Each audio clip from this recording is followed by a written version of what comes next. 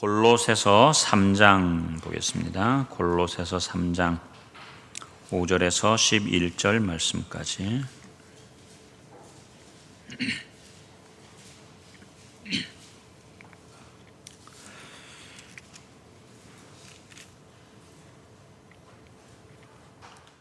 그러므로 땅에 있는 지체를 죽이라. 곧 음란과 부정과 사욕과 악한 정욕과 탐심이니 탐심은 우상 숭배니라. 너희도 전에 그 가운데 살 때에는 그 가운데서 행하였으나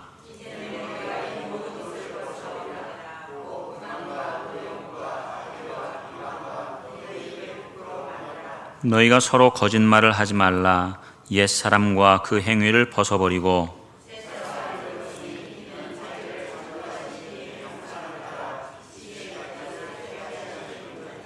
함께요. 거기에는 헬라인이나 유대인이나 할례파나 무할례파나 야만인이나 스구디아인이나 종이나 자유인이 차별이 있을 수 없나니 오직 그리스도는 만유시요 만유 안에 계시니라. 아멘. 지난번에 이제 세 번째까지 말씀드렸는데 오늘 이 옛사람을 벗고 새 사람을 입으라 네 번째 시간입니다. 부정성에 대해서 말씀을 드렸어요. 우리 사람 안에는 부정성이라고 하는 게 있습니다. 이것은 죄와 구별되는 거예요. 죄와 구별되는 것. 죄하고 이 부정성은 전혀 다른 것인데 우리 에베소서 4장을 한번 볼까요? 골로새서 앞에 있는 에베소서 4장 26절 말씀, 26절, 27절 두 절을 보겠습니다. 시작. 분을 내어도 죄를 짓지 말며 해가 지도록 분을 품지 말고 마귀에게 틈을 주지 말라. 아멘. 여기서 분과 죄는 구분이 되죠. 그래서 분을 낼지라도 죄를 짓지 말아라. 그것이 죄로 나가지 않도록 각별히 민감하게 그렇게 있어야 된다라고 하는 것이죠. 그래서 잘못하면 마귀에게 틈을 줄 수 있고 죄의 자리로 나갈 수 있기 때문에 분을 낼지라도 죄를 짓지 말고 해가 지도록, 하루 해가 넘어가지 않도록 항상 신경 쓰고 미리미리 잘 풀어라 라고 하는 그러한 말씀이죠. 그래서 이 부정성이라고 하는 것은 예를 들면 구약시대의 부정성을 한번 보면요, 구약시대의 부정성이 뭐냐, 이거는 뭐 긍정, 부정 그러한 차원의 부정이 아니에요. 죽은 자들과 접촉하면 부정하게 된다라고 하는 그러한 구약의 말씀이 있는데 죽은 자들이 바로 부정한 자이기 때문에 그래요. 그래서 그러한 자들과 접촉하면 나타나는 부정함, 그러한 것이죠. 우리 인간은 모두가 다 생명이 부재한 자, 곧 아담 안에서 영적으로 죽은 자의 양육을 받고 그렇게 자라나요. 그래서 모든 사람들이 최선을 다해서 자기 자녀들을 잘 양육하려고 하지만, 그래서 어린 아이를 잉태하고 있을 때는 아이들을 양육하고 또 태교를 하는데 뭐 별로 안 좋은 것, 좋지 않은 것들은 먹지도 않고 보지도 않고 듣지도 않고, 평소에는 안 듣다가 그 태교한다고 그냥 클래식 음악 듣고 그렇게 하잖아요. 근데 과연 그렇게 한다고 아이가 좋아질까? 나도 모르게 내 안에 있는 부정성이요, 이 아이를 이제 출생하고 나서 이 아이를 양육하는 과정에서 아이에게 다 그대로 전달이 된다라고 하는 말이죠. 우리 사람이 태어나가지고 최초로 접촉하는 그 대상이 부모잖아요, 부모. 그래서 부모 역시 불완전한 죄인이에요. 따라서 인간은 성장 과정에서 부득불 부모의 영향을 받지 않을 수가 없는 것이지요. 완벽한 부모는 있을 수가 없기 때문에 그것은 부모들이 물려준 이 삶의 방식으로 굳어지게 되는 거예요. 이 아이들이 자라나가지고 성인이 되어서 자기들도 알지 못한 사이에 그것이 내 삶의 양식이 돼버리는 것이죠. 또한 그것이 가족의 문화가 되고 삶의 방식이 되고, 그래서 아무리 신앙이 좋은 사람일지라도 그것들이 내면화되고 인격화되어 버려서 이러한 부정성을 피할 수 없다라고 하는 거예요. 나도 모르게 이러한 것들이 튀어나오니까. 그래서 오늘 본문 3장 8절에 보면 그 부정성들이 쭉 열거가 됩니다. 8절과 9절에 보니까 이제는 너희가 이 모든 것을 벗어버리라. 벗으라고 그랬어요. 분함, 노여움, 악의, 비방, 너희 입에 부끄러운 말들, 거짓말하는 것, 이 옛사람과 그 행위를 벗어버려라 라고 말씀하고 있습니다. 그러면 이런 옛사람의 부정성을 우리가 어떻게 벗을 수 있겠는가? 어떻게 벗어야 되는가? 이것은 우리 예수를 믿는 사람이라 할지라도 내 안에 부정성을 아주 심각하게 인식해야 되는 거예요. 아, 내 안에 이런 부정성이 있구나라고 하는 것을 알아야 된다라고 하는 말이죠. 그것을 그냥 대충 아니고, 아하, 내 안에도 이러한 부정성이 있네. 그것을 심각하게 깨달아야 된다라고 하는 말이에요. 그리고 그 부정성이 있을 때에, 나타날 때에 그것을 예수 그리스도의 보혈로 씻어내는 것이죠. 그리고 의와 진리로 지으심을 받은 새 사람을 입어야 된다라고 하는 거예요. 민수기 19장에 보면 죄와 구별되는 부정성을 씻는 말씀이 나와요. 우리 민수기 19장을 한번 좀 찾아보십시다. 구약성경 창세기, 출애굽기, 레위기, 민수기 있죠. 민수기 19장.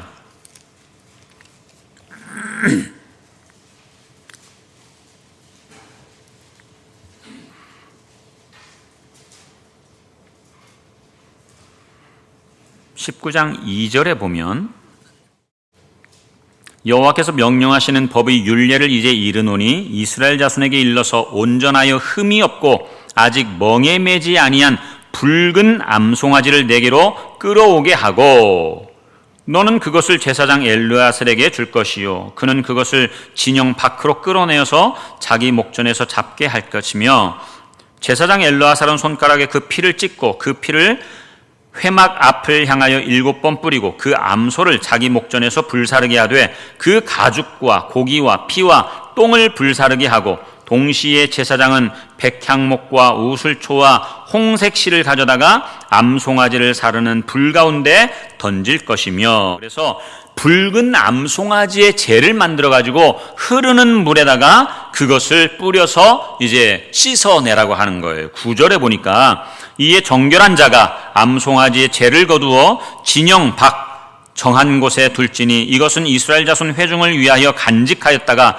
부정을 씻는 물을 위해 간직할지니 그러니까 부정성을 씻는 그 물을 만드는데 붉은 암송아지의 재를 사용하는 것이죠. 그것은 속죄제니라 그랬어요. 그러니까 부정성을 씻는 데는 붉은 암송아지의 재를 사용해서 흐르는 물에다가 그것을 뿌려가지고 부정성을 씻어내라 라고 하는 것이지요. 여기서 말하는 6절에 백향목, 우슬초, 홍색실 이러한 것들은 그 정결하게 하는 물질이에요. 정결하게 하는 물질. 그래서 레위기 14장 6절 7절에 보니까 다른 새는 산채로 가져다가 백향목과 홍색실과 우슬초와 함께 가져다가 흐르는 물 위에서 잡은 새의 피를 찍어 나병에서 정결함을 받을 자에게 7번 뿌려 정하다 하고 그 살아있는 새는 들에 놓을지며 그러니까 백향목, 홍색실, 우슬초라고 하는 이 물질들은 사람의 그 부정성을 정결하게 하는 그러한 물질로 지금 구약시대에는 그렇게 취급을 했던 것입니다. 이렇게 만들어낸 암송아지의 재를 샘물과 섞어서 부정을 씻는 물을 만드는 거예요.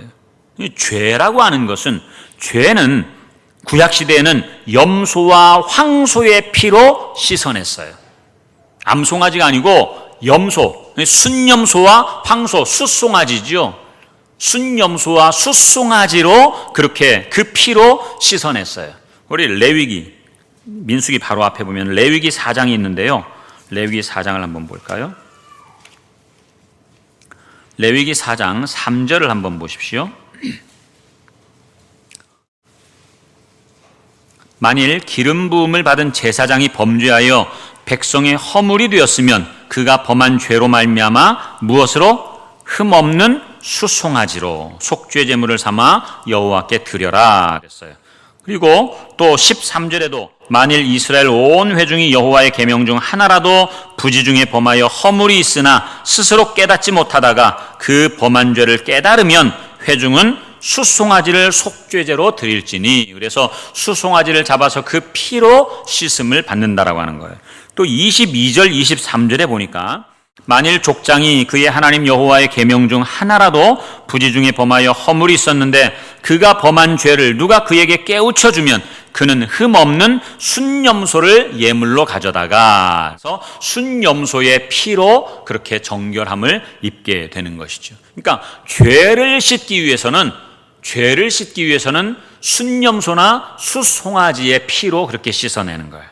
그런데 부정성은 아까 우리가 민수기 19장을 보았던 것처럼 암송아지의 재와 흐르는 물로 그렇게 씻어내는 것입니다. 이런 일련의 모든 행위는 구약 성경은요, 오늘 신약의 시대를 살아가는 우리들에게 있어서는 모형과 그림자라고 했어요. 오늘 이 시대에도 동일하게 순염소, 숫송아지, 암송아지의 재 그것의 피로 하는 게 아니지요. 이제는 그것을 다 완성하신 예수 그리스도를 통해서 우리가 죄사함을 받는 거예요. 그러니까 이런 일련의 모든 행위는 예수 그리스도의 희생을 예표하는 것입니다. 이제는 죄와 부정성 모두 다 하나님께 드려진 예수 그리스도의 피로 말미암아 씻으면 되는 거예요. 자, 신약 성경 저기 뒤로 가면은 히브리서 9장이 있어요. 히브리서 9장으로 가서 한번 보십시오. 히브리서 9장 13절 14절 말씀. 여기에 보면 죄를 씻는 짐승과 부정성을 씻는 짐승이 나와요. 13절에 보니까 염소와 황소의 피와 및 암송아지의 죄를 앞에 있는 염소와 황소의 피는 죄를 씻는 그 짐승이고 암송아지의 죄는 부정성을 씻는 그러한 짐승이죠. 그 죄를 부정한 자에게 뿌려서 그 육체를 정결하게 하여 거룩하게 하거든 하물며 영원하신 성령으로 말미암아 흠 없는 자기를 하나님께 드린 그리스도의 피가 어찌 너희 양심을 죽은 행실에서 깨끗하게 하고 살아계신 하나님을 섬기게 하지 못하겠느냐. 세상에 살면서 죄를 지으면 죄의 대가로 법정에서 감옥에 그렇게 집어넣든지 아니면 감옥에 들어가서 몇 년 형을 살게 하든지 그러한 재판을 합니다. 그 사람들이 감옥에 들어가서 한 3, 4년 살다가 나오면 그 양심이 깨끗해질까요? 양심이 깨끗해질까? 물론 내가 그 죄 때문에 감옥에 들어가서 살고 나왔어. 그러니까 그 죄에 대한 죄책감은 없어질지 몰라요. 그러나 그의 양심까지는 깨끗하게 못하는 거예요. 감옥에 들어가서 아무리 산다고 해도 그 양심은 깨끗하게 못해요. 그러나 방금 보았던 24절의 말씀처럼 어찌 너희 양심을 죽은 행실에서 깨끗하게 하고 살아계신 하나님을 섬기게 하지 못하겠느냐. 무엇이요? 예수 그리스도의 피가. 짐승의 피는 한 번으로 끝나요. 한 번으로. 그럼 또 다음에 죄를 지으면 그 짐승을 또 잡아야 돼. 또. 그러나 예수 그리스도의 피는 영원히 살아있는 피예요. 그래서 보혈이라고 하는 것이죠. 2000년 전에 우리를 위하여 십자가에서 흘리신 그 피는 그 전에 예수님이 육신으로 오시기 이전에 믿음의 조상들의 모든 죄들과 그 이후에 우리의 모든 죄도 다 깨끗하게 씻어주시는 그 능력이 있는 것입니다. 그래서 예수님의 보혈은 영적으로 죽은 자, 곧 죄인과 접촉하면서 우리 안에 굳어져 있는 이 부정성을 씻어내는 그 능력이 있는 거예요. 부모로부터 물려받은 부정한 삶의 방식은 용서받아야 할 죄가 아니고 씻어내야 할 부정성이라고 하는 거예요. 부정성. 이것에 대해서 베드로 사도는 뭐라고 말하는가? 자, 히브리서 다음에 있는 베드로 전서 한번 볼까요? 베드로 전서 1장. 베드로전서 1장 18절 19절 말씀.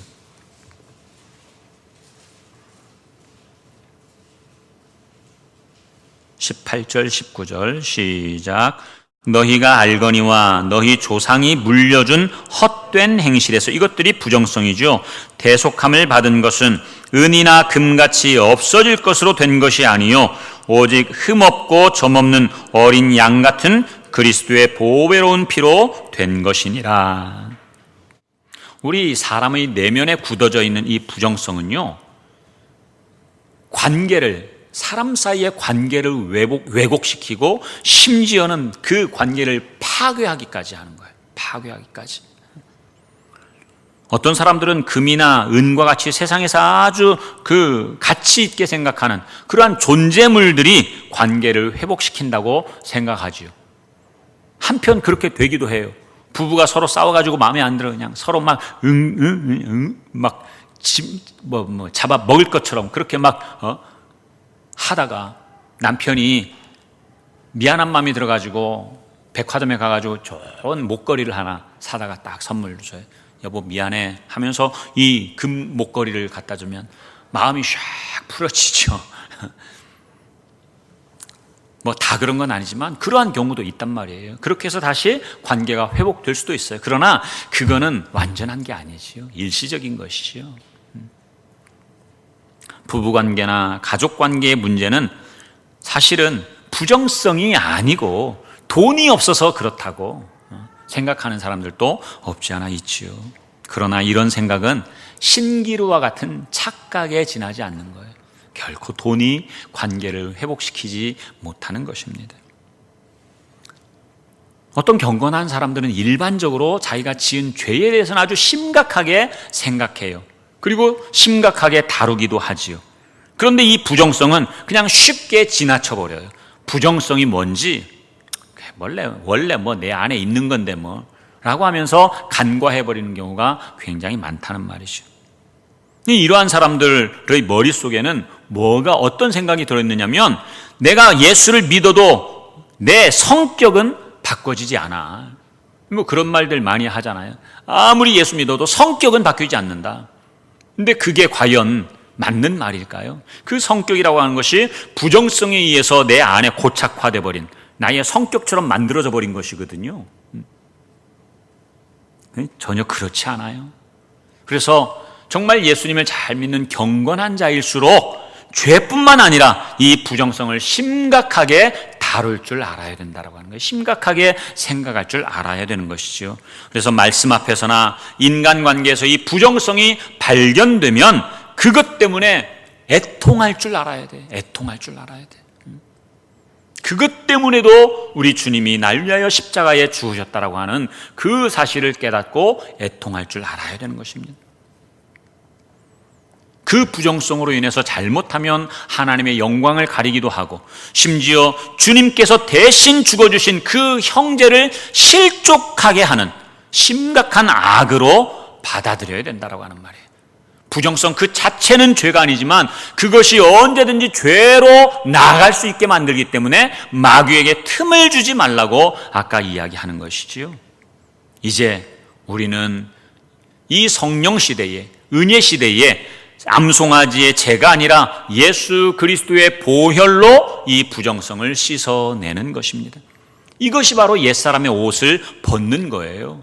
옛사람을 벗고 이제는 무엇을 하자? 새 사람을 입자라고 하는 것이죠.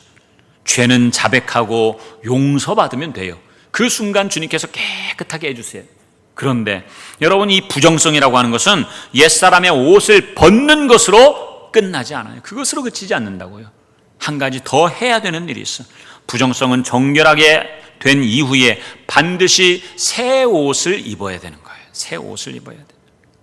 그것은 의와 진리로 지으심을 받은 새 사람을 입는 것이지요. 그래서 옛사람을 벗고 새 사람을 입어라 라고 하는 것이 바로 그거예요. 우리 하나님께서도 아담에게 가죽옷을 지어서 그렇게 갔을 때에 가죽옷을 입히시기 전에 이 먼저 입고 있던 무화과 옷을 다 갈기갈기 찢어내야 되는 거예요. 벗어야 되는 거예요. 그것을 벗어야 새 옷을 입을 수 있는 것이지요. 여러분 노숙자들이나 거지들이나 요즘에는 뭐 거지가 그렇게 많지 않지만 제가 어렸을 때는 거지들이 정말로 많았어요. 한 푼 줍시오. 그분들 옷 입고 다니는 거 보면은 한여름에도 어떤 옷 입고 다녀요? 한여름에도 두꺼운 그냥 오버코트 같은 거 그런 거 입고 다니잖아요. 옆에 가면 그냥 정말 시큼한 냄새가 날 정도로 곰팡이 냄새가 날 정도로 그렇게 살아가는데 그 사람들에게 멋진 신사복을 주면은 데리고 가서 목욕탕에 데려가가지고 그동안에 입었던 옷 다 벗겨버리고 깨끗하게 씻기고 난 다음에 그 다음에 새 옷을 입혀주지 않겠습니까? 새 옷은 내가 이전에 입던 옷, 옛사람의 옷을 다 벗어 버려야 되는 거예요. 그리고 나서 입어야 되는 것이죠. 의와 진리로 지음받은 새 사람이란 어떤 사람인가 하면 예수 그리스도와 접촉하는 자, 주님과 관계를 맺는 자, 주님과 연합한 자, 그를 통하여 그 안에 예수 그리스도의 성품이 새로 나타나는 거예요. 주님의 성품이. 주님의 성품은 완전하거든요. 그래서 우리 안에 이러한 옛사람을 주님의 보혈로 씻어서 버려버리고 벗어버리고 이제는 주님과 날마다 교제하고 그 안에서 나의 죄를 발견하고 나의 부정성을 발견하고 그것을 또 씻어내고 매일 씻어내고 그리고 주님이 주시는 그 새로운 성품, 내 안에 새롭게 들어오는 주님의 성품으로 입는 것이지요. 에베소서 4장 32절에 보면 서로 친절하게 하며 불쌍히 여기며 서로 용서하기를 하나님이 그리스도 안에서 너희를 용서하심과 같이 하라 그랬어요. 여러분, 사람 용서하는 게 참 쉽지 않잖아요. 근데 가장 쉬운 방법이 뭐냐면 내가 나를 보면 돼.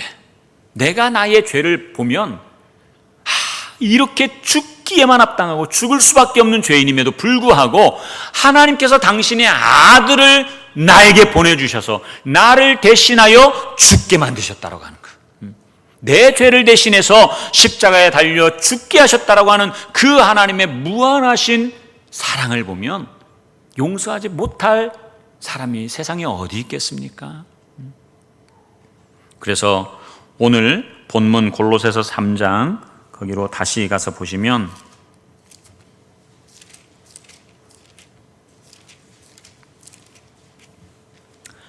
(9절에는) 너희가 서로 거짓말을 하지 말아라. 옛사람과 그 행위를 벗어버려라 라고 말하고 있고 10절에서는 새 사람을 입되 창조자의 형상을 따라서 지식에까지 새롭게 하심을 입어라 라고 하는 거예요. 10절 새 사람을 입었으니 이는 자기를 창조하신 이의 형상을 따라 지식에까지 새롭게 하심을 입은 자다라고 하는 것이죠. 11절은 헬라인이나 유대인이나 할례파나 무할례파나 야만인이나 스구디아인이나 종이나 자유인이나 차별이 없다라고 하는 거예요. 헬라인은 이방인이지요. 유대인은 하나님의 선택을 받았던 그 유대인들 말하는 거예요. 할례나 무할례나 할례받은 자나 무할례나 이것은 그리스도 안에서 아무런 구별이 없다. 아무것도 아니다라고 하는 거예요. 또 야만인이나 스구디아인이나 야만인은 뭐 배우지 못하고 아주 그 지적으로도 무식한 그러한 사람을 말하고 스구디아인이라고 하는 것은 러시아에 있는 야만인을 말해요. 러시아의 야만인. 그런데 이러한 사람들은 아주 폭력적이고 뭐 인정사정 볼 것 없이 그러나 이러한 지적인 야만인이든지 뭐 폭력적인 야만인이든지 아무런 그러한 구별이 없다. 종이나 자유자나 차별이 있을 수 없나니 오직 그리스도는 만유시요 만유 안에 계시는 분이기 때문에 주님 안에서는 모두가 동일한 자들이다 라고 하는 것이죠. 12절은 그래서 우리는 하나님의 택함 받은 자라고 하는 거예요. 하나님의 택함 받은 자로서 거룩하고 사랑받는 자처럼 긍휼과 자비와 겸손과 온유와 오래 참음을 옷 입어라. 서로에게 불만이 있을지라도 서로 용납하고 피차 용서해라. 어떻게요? 그리스도께서 나를 용서하신 것처럼. 그것 바라보면 우리가 용서하지 못할 사람이 없다라고 하는 말이지요. 여러분, 예수님을 구주로 믿는 자는 하나님께로부터 태어난 생명을 받은 자입니다. 그의 옛사람은 죽었고 벗어버렸고 지나간 거예요. 그리고 전혀 새로운 생명의 존재가 된 것이죠. 이것이 무엇인가? 하나님이 택하신 거룩하고 사랑받는 자라고 하는 거예요. 우리 방금 12절 보았던 것처럼 그러므로 너희는 하나님이 택하사 거룩하고 사랑받는 자가 되었다. 이것이야말로 놀라운 생명의 변화요. 우리의 운명하는데 이러한 운명까지도 변화시킬 수 있는 놀라운 은혜인 것이지요. 그래서 우리 안에 우리가 쉽게 그냥 지나칠 수 있는 이러한 부정성, 원래 내 성격인데 그거 어떻게 누가 이거 고치겠어? 아니에요. 주님의 보혈 안에서 넉넉히 고칠 수 있어요. 그리고 새 사람을 입어 나가는 것입니다. 우리가 이 땅에서 주님이 나를 위하여 용서하신 것처럼 이제 용서하는 그것으로부터 시작하는 거예요. 우리가 다른 이들을 용서할 때 그 용서가 하나님께서도 우리를 용서하신 그 용서가 효력을 발생하는 거예요. 우리 주기도문 한번 보실래요? 주기도문 찬송가 맨 앞에 보면 주기도문이 있는데 하나 둘 셋 6번째 줄, 우리가 우리에게 잘못한 사람을 용서하여 준 것 같이 우리 죄를 용서하여 주시고. 그러니까 우리가 주님께 용서를 구하는데 조건이 있어요. 전제 조건이. 어떤 조건? 내가 먼저 용서할 때. 내가 먼저 용서할 때 그때 하나님의 용서가 효력을 발생한다라고 하는 거예요. 내 안에는 그냥 끙하고 있으면서 다른 사람을 용서해 주지 않으면서 하나님께만 용서를 구하는 그 용서는 효력이 없다라고 하는 것이죠. 마태복음에 있던가요? 그게 마태복음 18장 한번 보십시오. 마태복음 18장 21절 이하에 보면 만달란트 빚진 자와 100데나리온 빚진 자의 이야기가 나옵니다. 21절 이하에 보니까 그때에 베드로가 나와 이르되 주여 형제가 내게 죄를 범하면 몇 번이나 용서해 줄까요? 7번까지 하면 될까요? 그때 유대인들에게는요 3번 용서해 주면 완전한 용서라고 생각했어요. 그들은. 그런데 베드로는 한참 더 써가지고 마음을 써가지고 7번이라고 이야기하니까 완전한 용서라고 생각할 수가 있겠지요. 그런데 주님께서는 뭐라고 말씀하세요? 22절에 7번을 70번까지라도 해라. 이것은 완전한 용서를 하는 거예요. 끝까지 용서할 것을. 그러면서 예수님이 말씀하십니다. 천국은 그 종들과 결산하려 하던 어떤 임금과 같은데 10,000달란트 빚진 자가 있어요. 왕에게. 그 사람이 안 갚아. 그러니까 왕이 그 사람을 데려와 감옥에 가두고 너 언제 갚을래? 제가 나가서 열심히 벌어가지고 꼭 갚을 테니까 한 번만 좀 용서해 주십시오. 시간을 좀 주십시오. 그래서 왕이 그 사람의 그 10,000달란트라고 하는 이것을 다 탕감해 줬어요. 다 용서해 줬죠. 10,000달란트는요 오늘날 시세로 말하면 약 6조 원에 해당되는 6조 원. 그러니까 상상을 초월하는 그러한 금액이지요.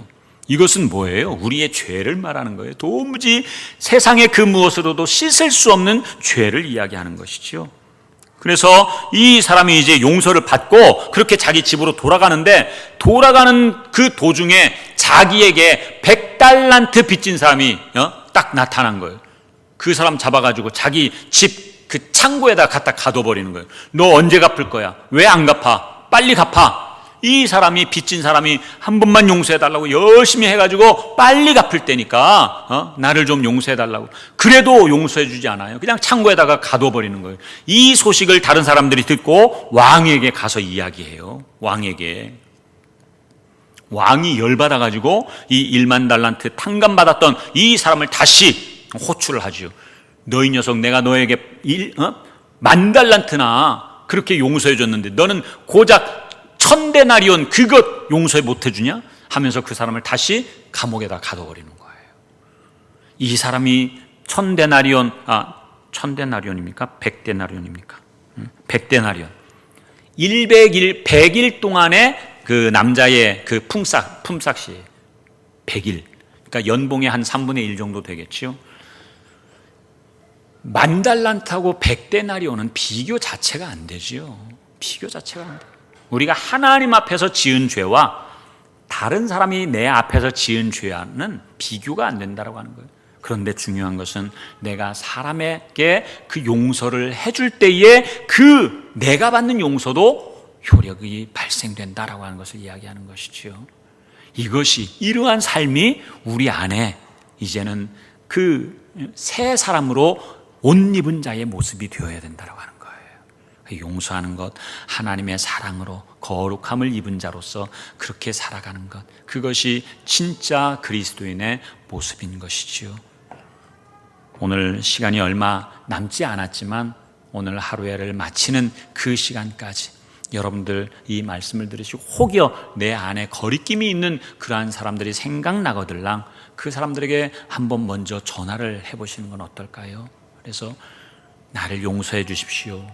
또한 내가 용서합니다. 그렇게 하면서 관계를 다시 회복하고 그때에 주님이 주시는 참된 평강이 내 안에 임하게 되는 것입니다. 그 자리가 천국이 아니고 무엇이겠습니까? 그래서 마태복음 18장 35절 맨 마지막 절 보면 너희가 각각 마음으로부터 형제를 용서하지 아니하면 나의 하늘 아버지께서도 너희에게 이와 같이 하시리. 너희들을 용서하지 않는다 그 말이에요. 용서의 전제 조건은 나로부터 나오는 거예요. 나로부터. 그런 은혜가 여러분들이 넘치기를 주님의 이름으로 축원합니다.